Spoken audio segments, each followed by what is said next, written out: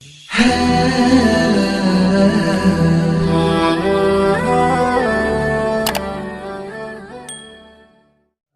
ولې نشته؟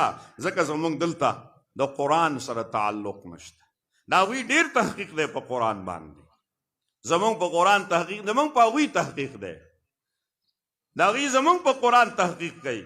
یو مستشرق دی، هغه کتاب لیکلی المفهرس، په حدیثو باندې راجمع کړې مجموعه، چې یو لفظ د حدیث ته یادي، یو لفظ د عربۍ اوله نه، هغه کتاب به ته وایي چې دا حدیث په دې کتاب کې په دې صفحه باندې دی. هغوی تحقیق ډېر وکړو او موږ د هغوی په موبایل کې ډېر تحقیق وکړو. زموږ مسلمان نارینه زنانه موبایل نه ده اوزګاره، مسنجر نه ده اوزګار، یوټیوب نه ده اوزګار، بس ځان نه مینټل اسپتال جوړ کړی. ښځه خاوند پلار زوی کور کې ناست دي که نه، ډډ هر یو ولي دا چل به کوي، کله وخاندي کله خفه شي. مینټل اسپتال ته چې لاړ شي، الله دې زمونږ ټولو حفاظت وکړي. هر سړی په کټ کې ناست وي، څوک خاندي څوک جاړي. مخکې ورځ کې زمونږ رشته دار راغلي وو، دنیادار د بار نه راغلي وو، 4 کسان ناست وو. ما پې سلام واچو، جواب یې رانه کړ. ما وی که قصدن یې جواب رانه کړ.